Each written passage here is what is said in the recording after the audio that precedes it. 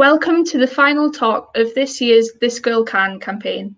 This Girl Can is a Sport England nationwide campaign that was launched in January 2015 after research was carried out into female participation in sport and physical activity. It was found that despite increases in the overall number of people being active in England, women remained less active than men. Since the launch of the campaign in 2015, DMU and DSU have celebrated This Girl Can each November. The campaign is celebrated at the university for a number of reasons, and they include the following: to help engage and break down barriers to participation for female staff and students who may not already be participating within sport and physical activity. Anyone can get involved in sport and physical activity. It doesn't matter what background, ethnicity, identity that you have. Provide a platform to highlight and celebrate female staff and students who are already involved in sport and their achievements. Provide a platform to host discussions similar to this one relating to women in sport. And finally, promote the opportunities that are available at the university for female staff and students to get involved with, including the range of sports clubs we have here at DMU, DMU Active, and the range of DSU societies. Before I have the honour of introducing today's host and guest speaker, I would like to point out the chat box that should be located on the side of your screen or below where this video is being shown. Throughout today's talk, please feel free to pop any questions that you might have into the chat so we can incorporate them into the talk. Our host for today's talk is Grace Morgan. Grace graduated from DMU in 2017 and currently works at the university as an internal communications officer. Since Grace can remember, she has been actively involved within sport, from interviewing Premier League footballers at Leicester City to her current playing status in the Women's National Football League. And today's guest is Anna Kessel. In 2016, Anna was awarded an MBE for services to journalism and women in sport. Currently, Anna works at the Telegraph's women's sport editor, but prior to her current role, she has spent 15 years as a sports writer for The Guardian and Observer. In 2007, Anna co-founded the organisation Women in Sport, which now has over 4,000 members, and she has also published a book called Eat, Sweat, Play: How Sport Can Change Your Life. I will now pass over to today's host, Grace. Hello, and hello, Anna. Nice of you to join us. We're really, really grateful for you to be with us today for This Girl Can. No problem. Thank you for having me. Thank you. So I know obviously you've been to DMU before. You have done a talk for us here at DMU once before. Could you just give us a little bit of a background just about what you do and about your book and obviously the work that you do at the Telegraph at the moment? Yeah, so I'm Telegraph Women's Sports Editor, which is a very new role. Women's sport in the media has been underrepresented for a very long time. So just having women's sport in the newspaper is still quite a modern thing, as ridiculous as that is to say. So having an entire department, and there's myself, there's the deputy editor, Vicky Hodges. We've got 3 full-time writers across women's sport, plus lots of writers across the main sports desk writing about women's sport, is completely radical and revolutionary and amazing. And I'm so proud and excited to be doing this role. It's really, really cool. But before that happened, because that was only about a year and a half ago, I was at The Guardian and The Observer newspaper for about 15, 16 years as a sports writer. And if you go all the way back to when I was at school, I actually didn't like sport at all, and I bunked all my PE lessons. And that's a familiar story, isn't it, for a lot of women? A lot of women can resonate with that. And this is why I absolutely love the This Girl Can campaign, because it speaks to the majority of women who, you know, even women who are sort of deemed sporty, or girls who are deemed sporty, experienced or encountered a lot of the time different kinds of barriers along the way in their sporting journey. But looking more widely than that, we know that the majority of women and girls do have a kind of disconnect to sport and exercise. And I just think that's a terrible, terrible shame. We know all the brilliant benefits that you get from sport and exercise, not only physical health, but mental health, helping to deal with stress when I was at uni myself. It was such an important stress release at a time where you're just sort of otherwise, and particularly now, stuck in a room, one room, being able to get out and just get away from your brain, because uni is so much about sitting inside your brain, whether that's the academic work or even just sort of processing the new socializing arrangements, getting used to the culture, working out who you fancy, don't fancy, who your friends with, what your lecturers are like. You know, there's a lot of thinking going on, and you just need to get out of your head. So really sort of thinking a lot about the students who at the moment are not able to access sport and exercise. And just quickly to tag on to the end of that, there's a lot of research that shows that women and girls who do sport right through their formative years and into teenage years are more likely to be successful in their career and reach the top of those career ladders. So EY, the multinational company, had done a global study and found that the women in their C-suite, which is like the top executive level of their company, around 94% of them had sport in their background. So the ones who were earning the most had done sport to a high level. And they think, when they sort of looked at why that was, I mean, there's some obvious stuff like good learning to be good at teamwork and having good discipline, but they think one of the key factors is about women learning how to fail. And dealing with sort of setbacks and criticism. And when we think about how women and girls are expected to be so perfect all the time, and you know, when we do make a mistake, it's like the biggest thing ever, and we've let our entire gender down across the planet. Oh, women can't do that because that woman did something wrong. You know, there's so much pressure on us all the bloody time. So we need to feel comfortable, more comfortable with failing and getting things wrong and trying again and bouncing back again, and not being so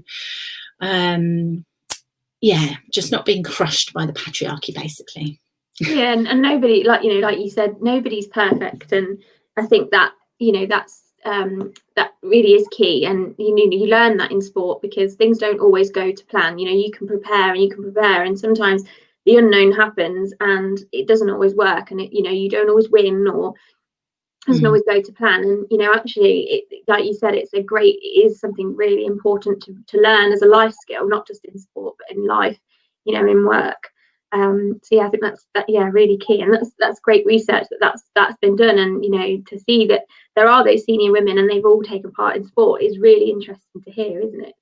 Yeah, it is. And I think if we can spread that message further and wider, so that head teachers at schools understand the value of it, because PE is still not a core subject, so that parents understand, that your daughter's doing sport is actually going to help them in multiple ways. It's not just sort of keeping them physically active, so that and also there's the whole social and friendship side. And I know when we spoke before, you were saying that was a big thing for you at uni as well, way to make friends. So it's just in every single way you can imagine, it's really important, really powerful, and we must make sure that women and girls are part of it. Definitely. As you touched on, I was a student at DMU, and I was part of women's football when I was at the university, and it was such a key area for me. I don't think I would have had the same university experience had I not been involved in that society. And it was a nerve-wracking thing. I went to university, I didn't know anyone, as everybody is, everyone's in that boat, and it's putting yourself out there. And again, that's a life skill, isn't it? Just actually biting it and just saying, yeah, right, I'm going to go along to the trial. I'm just going to put myself out there. Might get shot down, but you know what? The worst that's going to happen is I don't make the team. But the best that's going to happen is I may have an amazing 3 years in a club that, was really inclusive. So it's really important. And I think the societies and the sports teams at DMU are really good at that. So we have a wide range of societies available and sports teams for students, both male and female. And it's really important that there's such a wide range. I think this is something, when I look now, and you look at the sports that are available to kids now at school, they play like lacrosse and handball and things like that. Whereas mine literally was probably netball and hockey when I was at school, and I'm only 26. And, even so you're talking, 15, 16 years ago, maybe at primary school. And this sports, it wasn't a very wide range of sport. It was very, very similar. Is that the same sort of, you know, obviously I've read your book and it sounds like that's a similar thing. You know, I remember you touching on in your book about swimming as well. You know, they force women and girls into swimming, and at that age it's an awkward one, isn't it? Yeah, it was horrific. That's one of my worst memories of school. Yeah. Like, I think everyone went through it. You know, you'd go swimming in the winter, you'd come out with the sopping wet hair like dripping down the back of the head, freezing cold. You'd also be worried about what you looked like, because you looked all weird with your wet hair and your red sort of chlorine eyes, and yeah, just everything about it, and being sort of exposed in this swimming costume.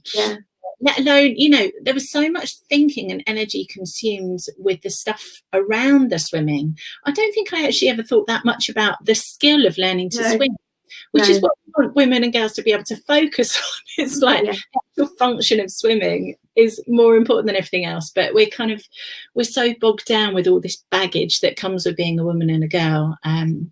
Yeah, it's really frustrating. But I think you're right. There's a lot of positive changes that happen in schools, but I hear too often from parents and young girls that there's still an awful lot of barriers. And while I think some schools are diversifying in terms of sports, too many schools are still genderising their sports. So girls aren't able to access football. It's just hockey and netball, because that's traditionally been brilliant sports, but those have traditionally been the girls' sports. And likewise, boys are not being able to access netball, which they should be able to play as well. So yeah, there's a lot of work that still needs to be done in that area, I think.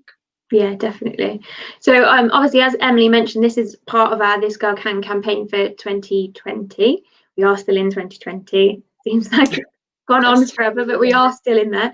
So obviously it's been running since 2015, This Girl Can. How do you think the project like this benefits women and girls? You know, obviously it's aimed specifically at women and girls, and there's not that many projects that are out there like that. How do you think that benefits, you know, pushing women's sport forward? Yeah, for me personally, when This Girl Can launched, it was such a huge statement. You know, up until that point, there'd been a kind of an increase in awareness around women's sports at the elite end, and that we needed to give it more profile. It needed more women's media coverage, but there wasn't much recognition or importance placed on the kind of national experience of women and girls and sports and PE and recreational exercise. And I remember at the time of the launch, I was actually writing Eat, Sweat, Play.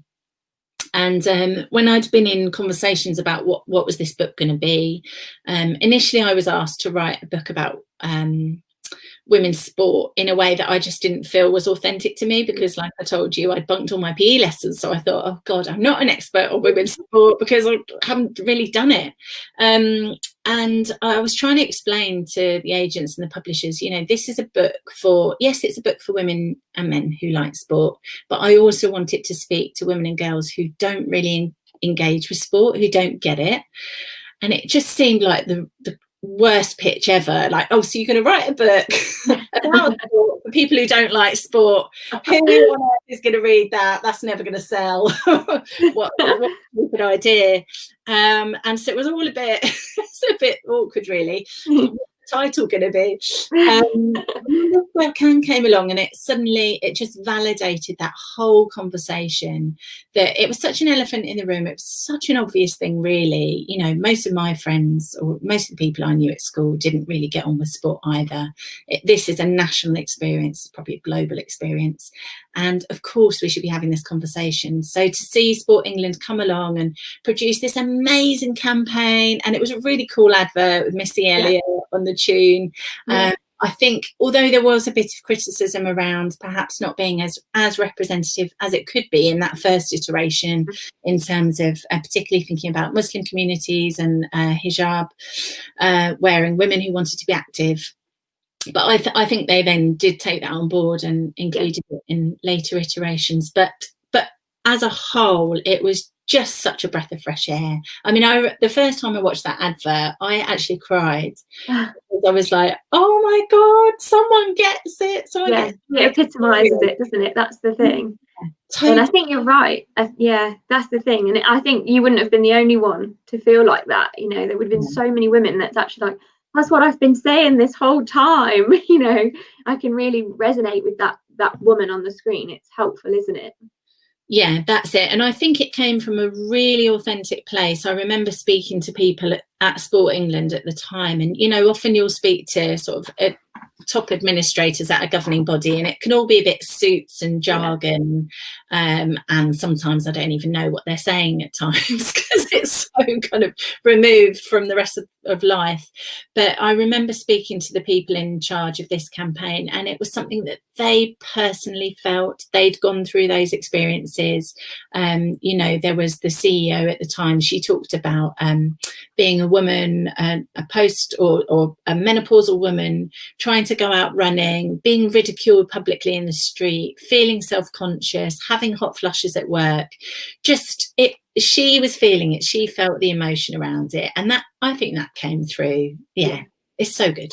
And like you say, I think, you know, that was obviously in 2015, and it has developed a lot, you know, to now where we are in 2020. And I think in the most recent advert even touches on, you know, things like periods and, you know, things like that. And I know, yeah, tampon strings, and, you know, I think that again is so crucial. I mean, you know, it's something girls do go through, you know, when they're at school, when they're being told they need to go swimming, especially, you know, it is these awkward times. And, you know, women all go through it, and, you know, that's something that they will have to contend with when they're looking to do physical activity. And I think it's so important that they highlight things like that again, because I remember seeing that advert, and you look and you watch and you're like, I'm so glad that people are talking about that sort of thing, because it feels like a taboo subject, and, you know, it's not touched upon, and, you know, it should be. It really, really should be. Yeah, and it's crazy that in 2020 we're still thinking it's revolutionary to have a tampon string. It didn't even have blood on it. It was perfectly on our TV, and we saw it for like a half a second. Yeah, it was a TV moment. Yeah. So thank God that's happened, and maybe we can get on with some more revolutionary stuff.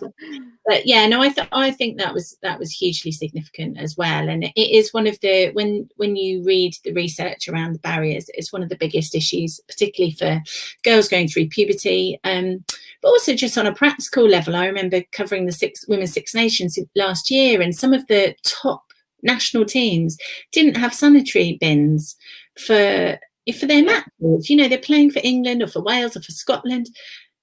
They're representing their country, and they don't have somewhere to put their sanitary towels and tampons. Just ridiculous. Yeah, of course. So, yeah, these conversations are really important. Yeah, just so that they're not overlooked. That's the thing, isn't it? You know, it shouldn't be an oversight. It should be something that's factored in. You also touched on, obviously, again, with it not being necessarily representative. I was just going to say, here at DMU, we did our DMU Active program, ran sessions, and I think it was during Interfaith Week. It might have been last year. Emily would know a little bit more than me, but we did give out free hijabs to women and girls that were coming to take part in sport here at DMU, again, just to try and break down those barriers, because, you know, at the university we know that there's a lot of women and girls that want to take part in sport, but maybe don't have the correct equipment, and maybe can't afford that, or don't know where to get it from, because again, it's not always widely known where you can buy a sport hijab from, but we did give those out, and it proved to be such a really popular campaign. And, you know, people were really grateful that they were allowed to come and, you know, take part in this sport, and, you know, were given the opportunity to do that. So I know that's something Emily would probably have a little bit more insight on than me, but it was something, you know, DMU Sport were really proud of, that they managed to do as well. So we're going to move on to the next question. We're going to talk about the current climate, what's obviously going on in the world at the moment. Yeah, as if we don't talk about it enough. So obviously, with what impact do you think COVID-19 will have on women's sport? Obviously, it's a huge topic. It obviously will impact sport in general, but do you think it'll have a little bit more of an impact on women's sport? Yeah, that's what we've seen so far this year. So when the pandemic kind of emerged earlier this year in our country, and sport was shut down in March across the board. And so there was a kind of level playing field at first, but it quickly it became really, really obvious that this was going to be an experience that was going to set women back. So all of the advances that we've been making in recent years that really have been significant slowly started to be stripped away. It was really depressing to see. And for the first sort of quarter of the year, we were writing pretty hard-hitting news stories about the different ways that elite sportswomen in particular were really struggling. So things like, for example, men's Premier League football was allowed to return after around 3 months. Yeah. But the Women's League was effectively, well, it was ended, and they had to decide the results of the league on points per game. And we then didn't have any domestic women's football for 6 months. So twice the length of time that men's sport wasn't around for, and that was replicated across all of the sports. It was so frustrating. I remember at one point with the cricket, the men's cricket came back, and because they needed more space for social distancing, Stuart Broad, not his fault at all, but his area to use was the women's area. So he put on his Instagram stories that he was going, his name was then put up on the women's toilets, and he was using that space, and you just thought, oh, if ever there was an image that sort of encapsulated the absolute grueling realities of COVID for women, it was that. Even the women's toilets were being taken over by the men. So that was very depressing. And the ECB, I mean, they were very honest. And of course, the whole sports industry was losing money left, right, and centre. I'm not pretending that it was an easy time for anybody at all. And people were taking pay cuts and being put on furlough, and people losing their jobs. But certainly the women faced the hardest end of it. And sports like particularly indoor sports, which women tend to be overrepresented in. So swimming, we know that more women swim than men. Ice skating, for example, ice rinks weren't even allowed to open until August. They are now still to be shut in tier 3 areas, which is mainly the northwest, where there are a proliferation of ice rinks. So we've had families contacting us from Montfort and Sheffield with their real frustrations that their daughters haven't been able to practice for the majority of the year, and how that might set them back. Netball, of course, a sport that 2 years ago England netball won the Commonwealth Games. It was a gold medal. The whole nation went netball crazy. Over 100,000 women took up netball. The following year, so last year, we hosted the Netball World Cup in Liverpool. It was a sellout. It was on the BBC. It was all amazing. We had record crowds for the Super League in February here, and then the pandemic hits, and then it was just nothing. And netball clubs were telling us that they were worried that they were going to go under, and we just haven't seen domestic netball. So it's huge, the impact. And when you look beyond elite sport as well, just to kind of ordinary women and girls who want to stay active. I mean, we were running a campaign in the second lockdown at the Telegraph called Keep Kids Active, because we were so worried that kids were not able to continue their sporting activities during this second period. And it particularly hit women hard. The rule about only being able to exercise outdoors, that women who predominantly do group exercise were then not allowed to do their Zumbas or their aerobics or whatever it was, and then only having 2 people allowed outside to exercise together, when we know that women feel safer in groups. There's stats around the number of women who face harassment on their runs. It's something like, what was it? Runners World Survey, and nearly half of the women surveyed had experienced harassment while out running. It's shocking, isn't it? It's shocking. And then it's worse, when you think about ethnic minority women, women who do wear hijab, and they wanted to, there's lots of groups for those communities to come together and feel safer, but those were obviously all shut down because you're only allowed to run with one other person. So many barriers. I could go on for another hour, but it's been awful. I'll be honest, it has been awful. And I think the big thing now is when we look forward to next year, will with the lack of testing available for elite women's sport, which is the reason why, for example, Premier 15's women's rugby have had to change their rules, because they can't have much contact in the game because they can't afford the tests. So those kind of prohibitive issues around finance are going to continue. And will that be the case with the vaccine and with testing next year? probably. Yeah. So I'm afraid it's a little bit grim, the outlook.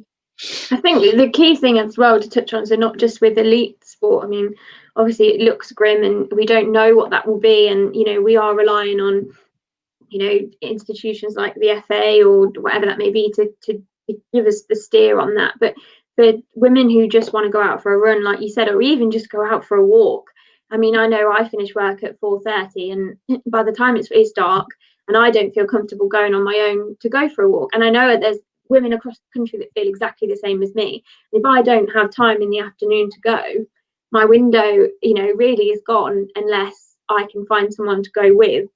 And that's really sad that, you know, and I know that, you know, that maybe that's a thing to look at with workplaces as well. You know, is there an opportunity there that workplaces can look into? Because it's such a, you know, it's a shame. And you're trapped in your house, and you can love your house, but if you're trapped there 24/7, it can feel like a prison, can't it? And, you know, it's a shame that women feel that fear of going out, and you know, it's as simple as something as a basic right as just going for a walk to get some fresh air. It's such a shame you don't get to see that.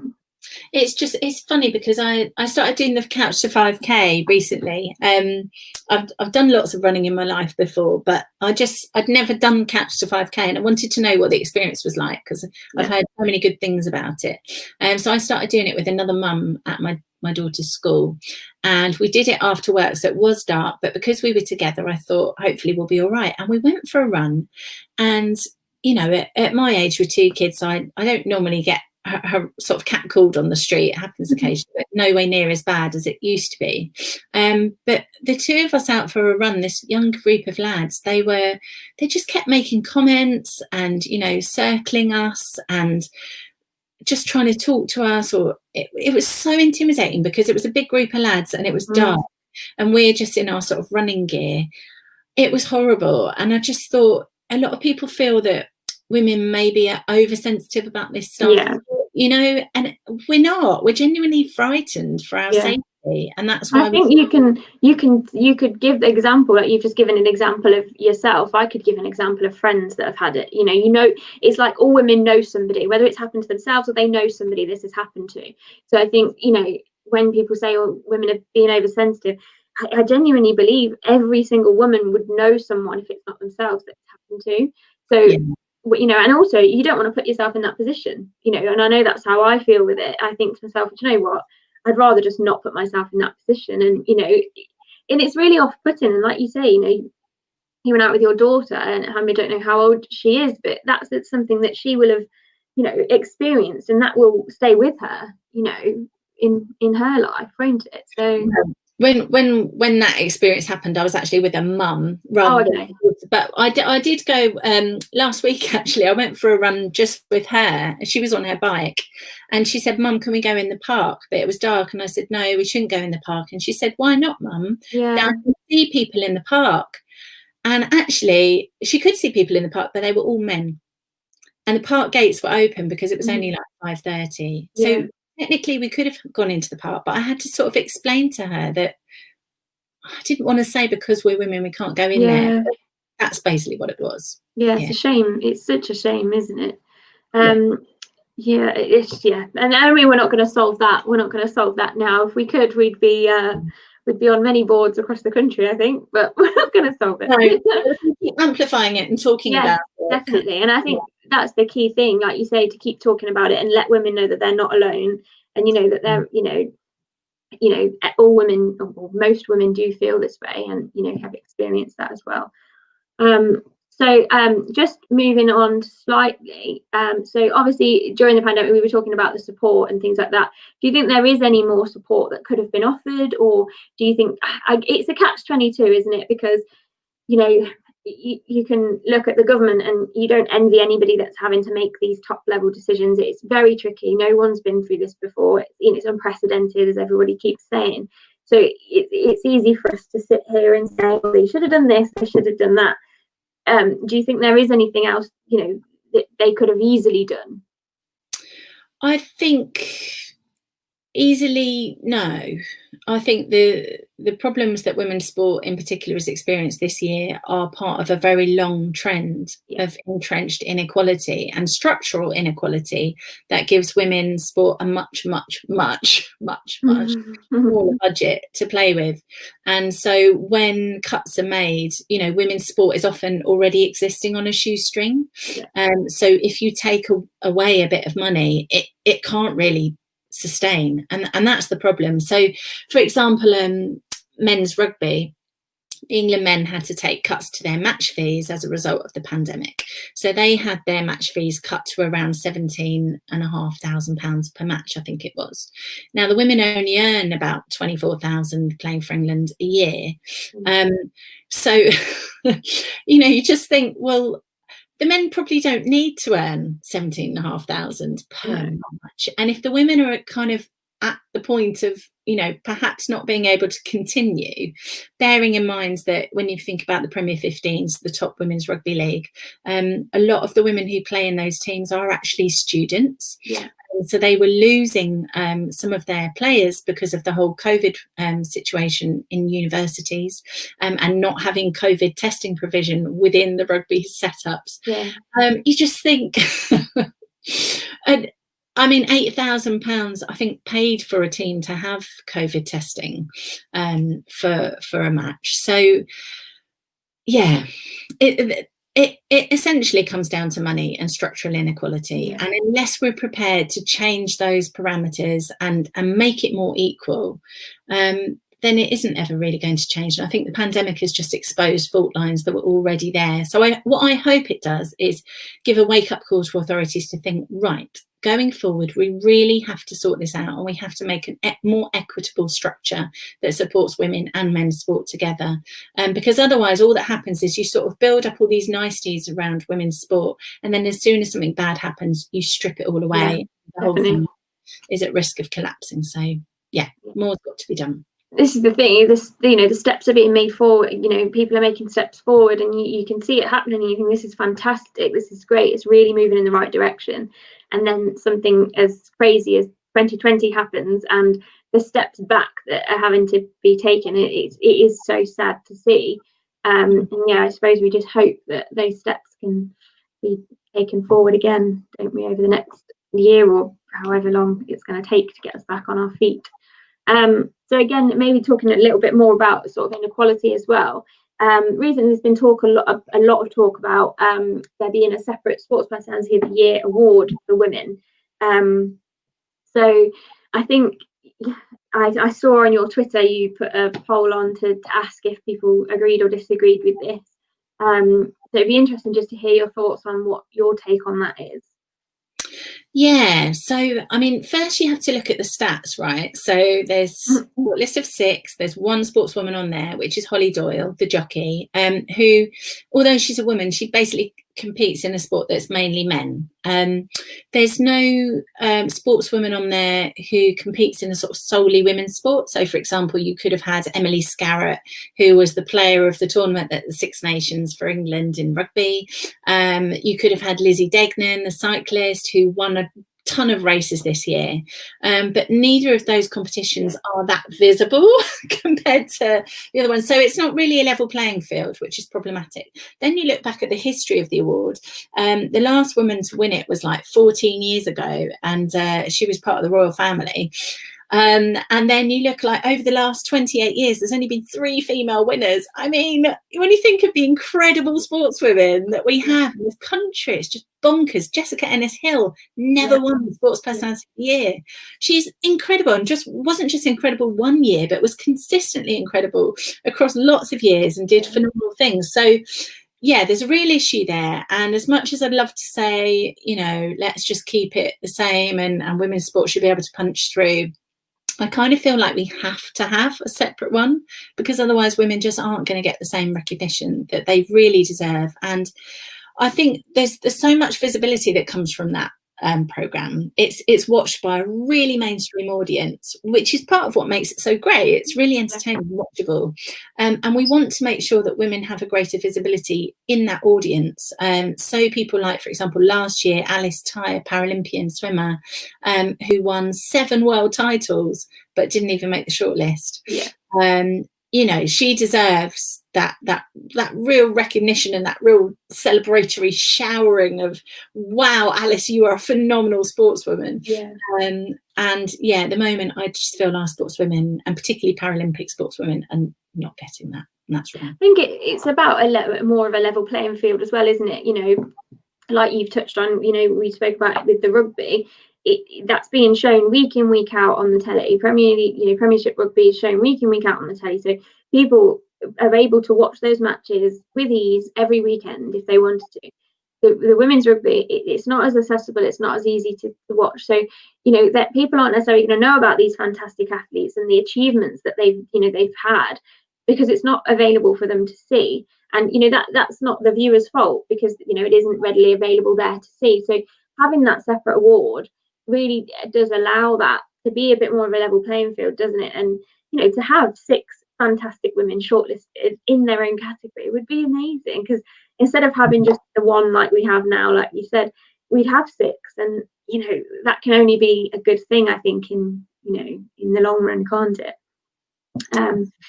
Okay, so I think we've got some questions coming through from some of our audience.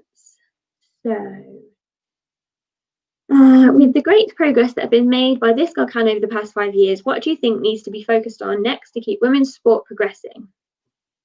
Jennifer Wright. Thanks, Jennifer. That's a really good question, and I'm glad you're enjoying the talk. That's really good too. Yes, that's such a big question. I think that's a question that a lot of authorities are asking themselves, or I hope they are.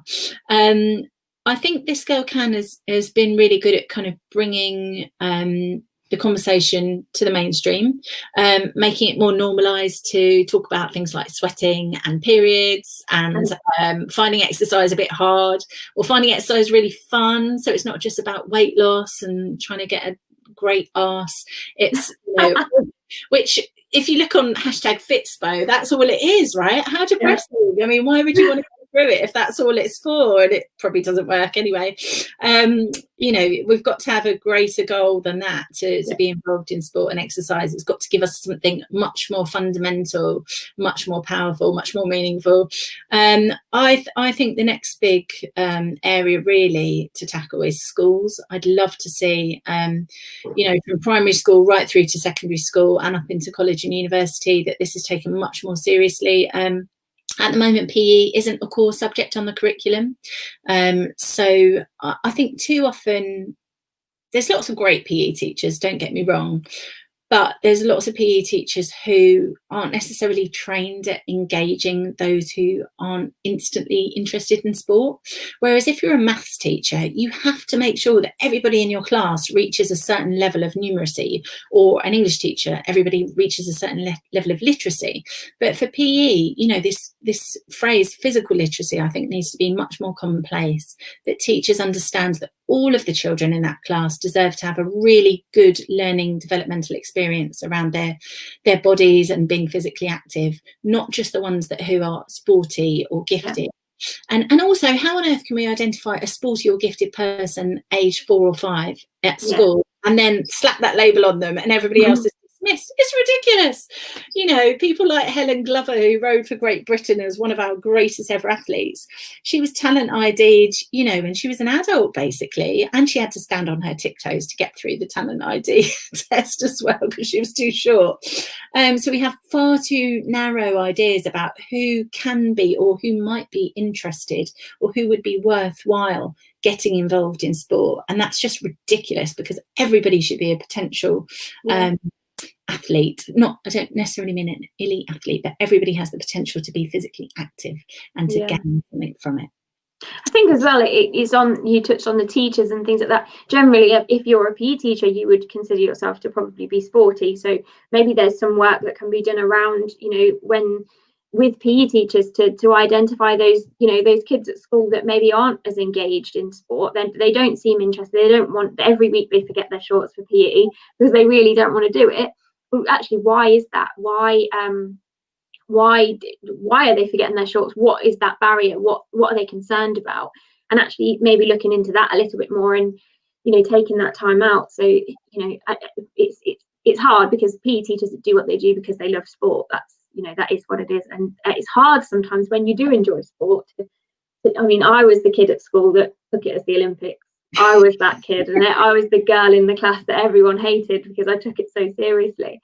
But, you know, not every kid is like that. And, you know, it's hard when you do to see the kids that forget their shorts. Why would you do that? It's the best lesson of the week. But they genuinely don't think that, do they?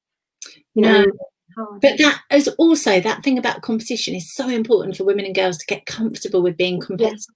And I think when I watch some of the awful programs that my 9-year-old watches, competition is like pitched as something negative, something a bit bitchy between women, and it's all bad and it's horrible. It's about making somebody else upset, instead of, you know, really embracing competition as something that is enjoyable, is fun, is satisfying, can make you feel proud, can lift everybody else as well, because it raises their game too. I mean, I was looking for Christmas presents last night, sorry, slight tangent, but for my 2 girls, and I was googling board games, and there was this princess board game that came up, and it said this is really good for girls because it's not too competitive.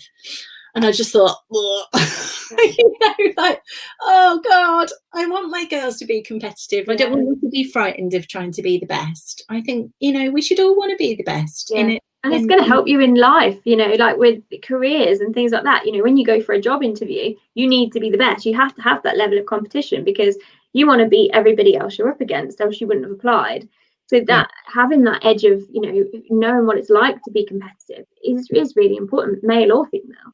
Isn't it, really? Definitely. So perfect. Have we got any more questions coming through? See if our back room help us. No, we haven't got any more yet. So don't forget, as Emily mentioned earlier, if you're watching on YouTube, there should be an option for you to ask a question down the right hand side or underneath where the video is today. So feel free to send those in, and we'll get Anna to answer those. So we'll take a look then just quickly sort of at the media. So how the media's representation of women's sport is we've spoken about this a little bit, obviously, with the rugby. I was just saying it's on the telly, it's the same with the Premier League. How do you think the media's representation of sport has impacted it over the years? Obviously now you work for the Telegraph, so there's a dedicated women's section now, which is absolutely fantastic. But how do you think that can help with women's sport? Yeah, I think it's very much about normalising women and girls being part of sport. So, you know, most of my friends, I guess, for all of our lives would have, and my mum would have picked up the sports section and chucked it in the recycling because they didn't see themselves in it. Which isn't to say that women didn't read the sports section anyway. Of course they did. I did as a football fan. I was happy to read about men's football, and I still am, and other men's sport. But there's something very weird about having a whole section that, you know, sport shouldn't be gendered, right? Sport should be for everybody. So to have an entire media that is gendered about an activity that shouldn't be gendered is just ridiculous. It's ludicrous. And I remember, I think it was Women in Sport did a big piece of research in 2013, just after the Olympic Games. They found that 2% of newspaper sports coverage was about women's sport, and less than 2% of it was written. Less than 2% of men and women's sport coverage was written by women, so bylines from women. It's just really, really pitiful. And then, unsurprisingly, you know, that feeds into a vicious cycle then. So it was at the same time, less than 0.5% of all the sports sponsorship money going into sport was going to women's sports. It was 0.4%. Yeah. It's absolutely terrible. And the two sort of feed into each other. And it's been really good to see that those figures have started to change. Last summer, when we had these big sporting moments. So you may remember the Women's Football World Cup was on last summer, the Netball World Cup was on, plus you had the usual fixtures of Wimbledon and so on. I think we had near equal parity of our online coverage during that period in terms of men and women, and that would have been absolutely a first, and I think BBC had similar as well. So yeah, that's what we should be aiming for, but we're still a very, very long way away from it. And it's not just about the percentage, although that's really important. It's not just about column inches, and it's also about who writes the story and therefore who shapes the story. And Dina Asher-Smith, the sprinter, who's one of our columnists, has spoken really eloquently about that. She is something she talks a lot about in her interviews, and she's written about in her columns for us. And as a black woman in her sport, being faced usually with a bank of male white sports writers, she's very conscious of you know the things that she talks about that make the articles and the things that get dropped by the wayside. So it's the things she sees as important, isn't it? Because if you know, when she's speaking to a male reporter, maybe the things that she's putting across that she thinks that's a really important point, but she doesn't say that necessarily, and they might think, oh, actually that's not really that important, because they can't identify with that. So yeah, like you say, it's important for her to be able to speak to female writers potentially, so that they can say, yeah, I know that's a key issue because I've experienced that myself as well. Yeah, and in changing the narrative, you're also going to grow the audience, right? Because if your narratives are, if you can suddenly talk about periods in sports sections, which is what we've been able to do at the Telegraph, but wasn't necessarily possible elsewhere over the last few years. So we had a front page all about periods in sport. We've talked about things like endometriosis, talked about pregnancy, breastfeeding, all sorts of things, incontinence, stress incontinence that even some young women face. All of those conversations are really important. We've also talked about, we've had Dina writing about makeup and scrunchies and, you know, how she gets ready for, so just many conversations that are very ordinary to a lot of women and girls. Not, I don't want to be too gender stereotypical. I'm not saying that all women and girls want to talk about makeup and periods, but a lot of those strands are things that women and girls can relate to or are interested in. And if we see those things in our sports coverage, then we're more likely to attract a bigger female audience too. So yeah, it's a big picture that can really change through the type of coverage. I think, like, even if it's not something that you want to talk about, it's something that maybe you've experienced. Do you know what I mean? It's like, oh, I've got my, you know, I'm going to play football today. Can I put makeup on? Do you know what I mean? It's one of the, and if you read it in an article that, you know, if Dina Asher-Smith does put makeup on before she runs a big race, then you might think, actually, yeah, do you know what? There's no reason I can't do that. It's not that you necessarily want to have a full-on conversation about it, but you want someone that you can look to, and it's about having those idols as well. I think, you know, if for young girls at school, maybe, you know, if they see these women that are achieving fantastic things and, you know, reaching the top of their sport, they have someone they can strive to be. And the more we can push that out in the media, the better that is, really, isn't it? You know, and it is about having those idols. I mean, I don't know, are your daughters into sport? Do they look for those idols as well? Yeah, I think so. And I think it's the more coverage you have of women's sport, and it's really important to have a real variety of women in that coverage, because so often in the media, the kind of representation, I'm talking beyond sport, is very, very narrow. And women have such sort of objectifying pressure put on us about how we should look, who we should be, how we should present ourselves. And I think sport is a really ripe place to show that women can be very, very diverse in terms of ethnicity, disability, but also things like, you know, Dina talks about how she loves putting on makeup, and she'll spend ages doing her eyeshadow before a big race, and it's a kind of meditative thing for her. But equally, her big mate and you know, idol Laura Muir, who runs in the middle distance events, she doesn't wear makeup, and she's much happier running just as she is. And to have different types of women all side by side is very, very encouraging for especially young women trying to work out who they are, who they can be, that are trying to navigate those pressures about what a woman should be. We need to see those different kinds of role models, very much so. Definitely, and having both ends of those, you know, on that spectrum is really important, isn't it? And yeah, that's a really good example, I think. So we've so just again, this is sort of touching on the media a little bit, but just this, what do you think about, so like in again going back to football, this is just using as an example, but for example, the names of women's teams. So obviously Arsenal Football Club are Arsenal Football Club, and that's generally the men. Arsenal women will be Arsenal women, and you'll have to say Arsenal women if you're talking about them in a football context. What do you make of that? What do you think about that? Yeah, I think it's really interesting. You know, for example, should we be called Telegraph Women's Sport? Should we just be part of sport? And I know some people have, you know, really taken, they've kind of been annoyed about it, and that we have our own section on the website. We don't imprint, we're just sort of interspersed, although we have a monthly supplement as well as daily sport stories. We also have a monthly supplement that is about women's sport.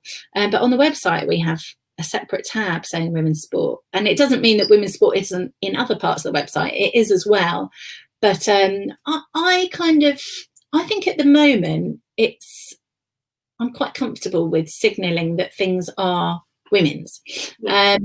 I think in some sports they've been able to do away with the women. So, for example, the Rugby World Cup that's taking place next year isn't going to be called the Women's Rugby World Cup. It's just going to be called the Rugby World Cup 2021.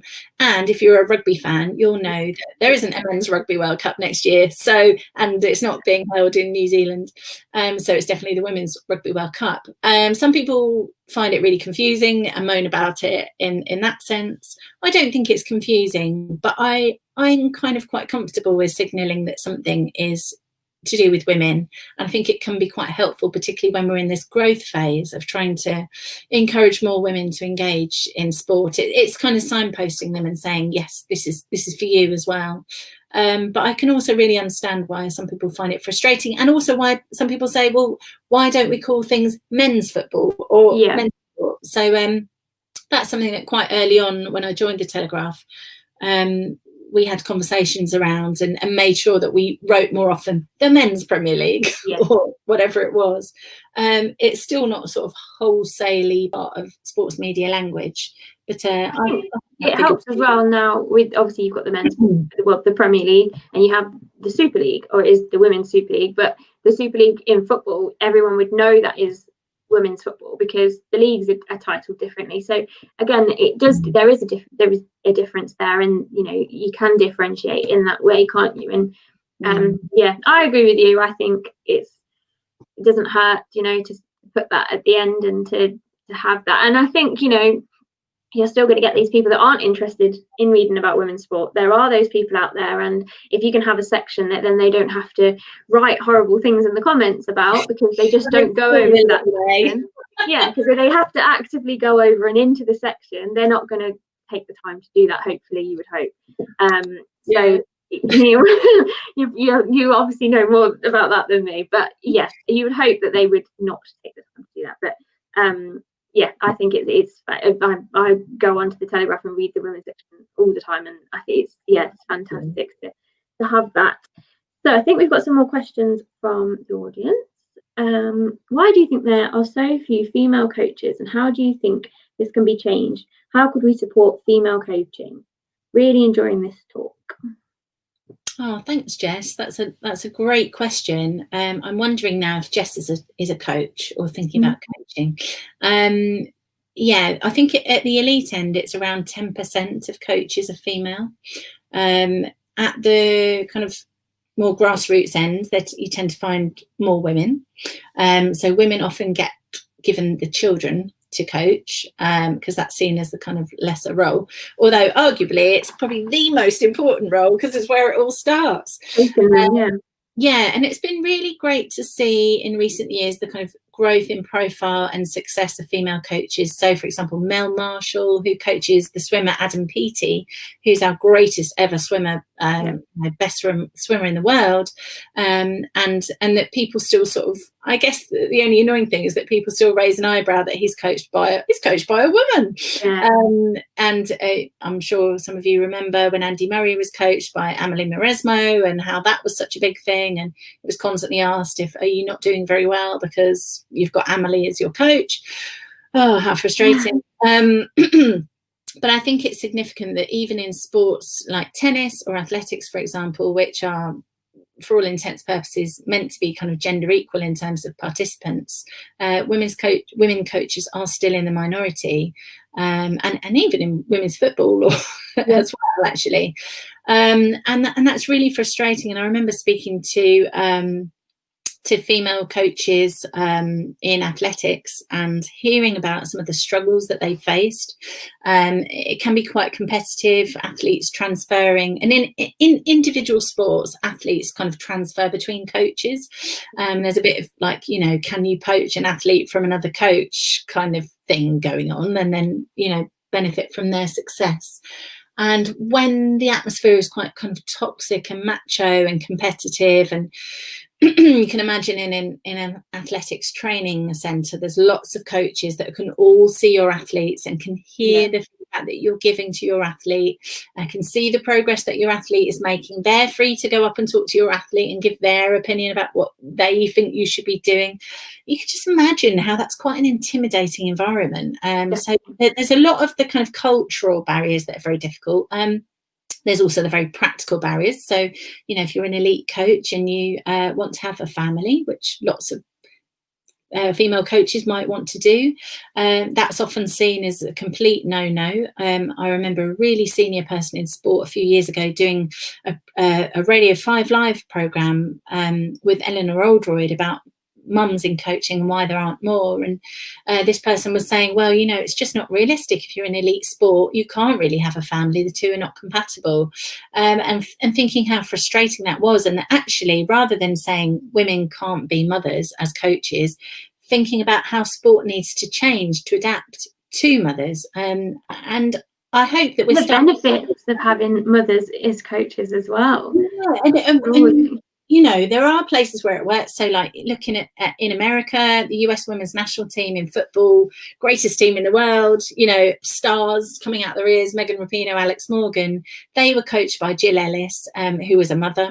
They had a policy that the players should have nannies for their children, not at World Cups or Olympics, but at training camps and at friendlies, that children should be allowed in the dining hall. They should be allowed as part of, you know, they should be allowed in the dressing room and so on, and that childcare would be paid for by the governing body. So it can be done really successfully. You can make World Cup winners with mums involved. You just need to change the structure. So I think that is a big part of it too. And another final point, which is that so much of coaching is a lot of voluntary work. When women are already time poor and financially poorer than men, there's a lot of needing to be sponsored in order to have your coaching qualifications paid for. Men tend to be preferred for that than women. Don't get things paid for, so then they've got to stump up $5,000 to pay for their coaching badges. There's so many barriers. It's really tough, but I hope that with the greater awareness of these kind of issues, and more visible role models like Emma Hayes, manager at Chelsea with a young baby, and Tracy Neville as well, becoming a mum, and her talking publicly about fertility and the struggles that she faced. So I hope things are changing. Yeah. Definitely. No, that you make really good points, and it's just about them, you know, it's about looking at it differently, isn't it, and taking the time to forget those structures. You know, no one's saying every team's going to be able to pay for nannies. They're not, you know, this is the US national team, but there are things that can be put in place. You know, having the children there, you know, it can help with the team. It can take their mind off the stress that they've got a World Cup final potentially, you know, or whatever, or a training camp to get to the World Cup. You know, it can take your mind off that sort of thing, can't it? You know, children are the most, you know, precious things in the world in some way, aren't they? You know, they're naive, and they're just, you know, they will take your mind off it. I think that's easy to say. I think we've got one more question. We've got a couple of minutes left. What type of strategy might be applied to encourage women to sports activity? So how can we encourage women into sport more, do you think? Yeah, that's a really good question, Juma 121. I think, I mean, I think that's what This Girl Can has spent a long time looking at. And I think they're getting the messaging really bang on now in terms of marketing. I love seeing their billboards. I love seeing their adverts on TV. I guess now it's about making sure that that the messaging is matched by the resource and facilities. And so particularly at the moment in lockdown, some stats came out yesterday in Parliament about the huge drop in how physically active we are as a nation. So 63% of the nation used to be active, and we're now at around 22% or something terrible like that.